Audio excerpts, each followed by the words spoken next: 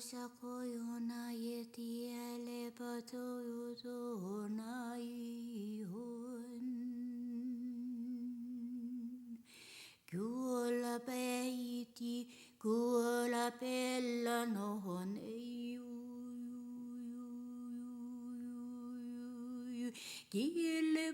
Hi everyone, I'm Jewel Adara once again, and welcome to part 3 of our free mini training video series with sound pioneer and body worker Vicki Dodds.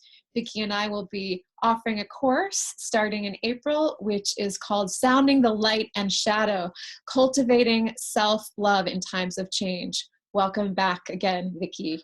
In our first video, you introduced this notion of us having layers and having self-judgment, which leads to racism and to all these other things that are coming to light in this particular time period in a really powerful way right now. And you said that that was a great opportunity. And then in the second video, you shared with us a sounding practice. So now I would love to hear more about this opportunity for transformation in this really powerful time period. Okay. Thank you. Thank you. You know, again, it's looking at our judgments about the shadow, our fears of the shadow. And it's really takes us, it's such a deep teaching as we go in, because we start seeing that this may be thousands and thousands of years old, of the fear of the feminine divine, if I actually wanted to go into that, which is another training that I do. But it all is connected to forgetting that we cannot see light without having darkness. And the ancient wisdom that our elders have known of the richness of the dark, and that we cannot have one without the other. So we might want to really look at that belief system that we have. So this is about transformation. This is allowing each to have equal footing. Let me really, really embrace all of me, all of you. And there's something about accepting what is, to cease fighting that which is, that starts allowing change to take place. As long as I am against something, as long as I'm fighting and defending, nothing can change. I keep getting the exact same thing. The power of transformation comes in acceptance. Acceptance doesn't mean approval, but at least I acknowledge what is. So in our working with sound, and I have found sound to be one of the finest, quickest, accurate mediums of being able to dissolve and unravel that which is in my subconscious, unconscious, that which is embedded in my being that I may not even be aware of.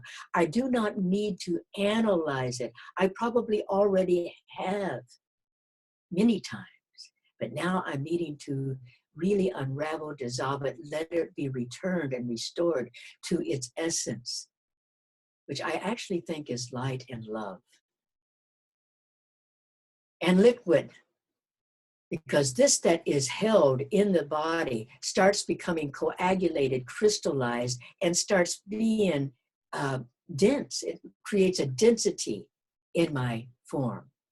So by unwinding, unraveling, owning, accepting, it's many, many phases. It doesn't just happen. But we start learning tools of how on a regular basis, a daily basis, I can keep unwinding, dissolving. But I need a spiritual connection to do this. I cannot figure this out. If I could have figured this out, I would have figured it out. I need a place where I can surrender to not knowing.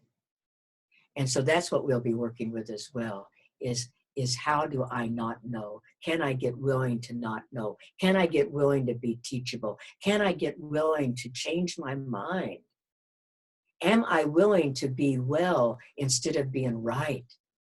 How deep does my being right go? How long do I need to hold on that I am right, that I was wrong? This is, for some of us, this is hundreds and thousands of years old. Even if I am right, even if you are right that you are wrong, does it work any longer having that stored in my body, in my physical, emotional, spiritual, mental body? How do I start dissolving the story to get a different story? Unconditional love is truly being able to accept and acknowledge what is, so that what is could possibly change. I know that this sounds so paradoxical, and I know it doesn't necessarily sound very linear, and I know it doesn't live in this upper brain. So what we're wanting to be able to do in all of my trainings is expand our brain, expand our intelligence, expand our senses. The limitation of just using one part of us is just that, it's a limitation. I need to have all of me giving me information, helping me feed from my feet brain to my belly brain, to my heart brain, to my upper brain. Let them be listening to one another. Let them be in relationship with one another. Part of my judgment comes from not being in relationship to that which I am judging, to not even knowing, being unwilling. Teach me how to be willing. Teach me how to be willing. Teach me how to trust that I'm going to be safe no matter what I encounter. Oh, fear. Fear becomes our enemy. Fear is such a thief. I must have something greater than my fear, or fear becomes my source. I need to get into kindergarten right now, because my sanity is truly, truly important for me being a messenger of kindness instead of messenger of more fear and confusion.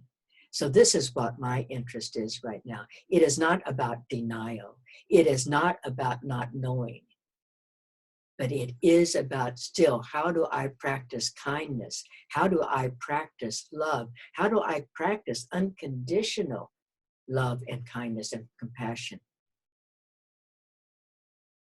I need to come from a place and say, I don't know how to do that today. Please teach me. I need to keep going deeper and deeper into my own innate wisdom and being willing to love when I know that it's wrong. You know, I had a fortunate experience as a young woman. I got to walk with Dr. Martin Luther King for weeks, actually months, in different places over a period of a year or two. And I watched this man, and I was very young. I did not know at that time the incredible opportunity this was to just observe all of the hatred that was coming at him and projected, the violence that was all around him, and how he kept teaching us to love, to love. He didn't say be in denial of this. He didn't say I'm in agreement with this. He didn't say we're going to put up with this. But not to put hate to hate, not violence to violence, not fear to fear.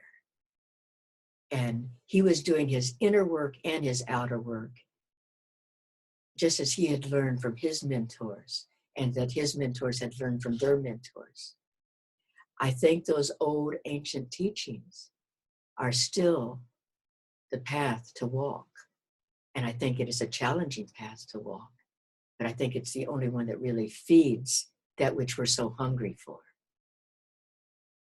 So this would be a beginning of touching on that, if you're already doing this work, which I'm sure some of you are, to just keep going deeper and deeper with one another, and to be able to have this time together that we get to actually practice this together. So blessed be. Thank you. Thank you so much, Vicki, for joining us today. And stay tuned for a fourth video with specific information on our upcoming online course.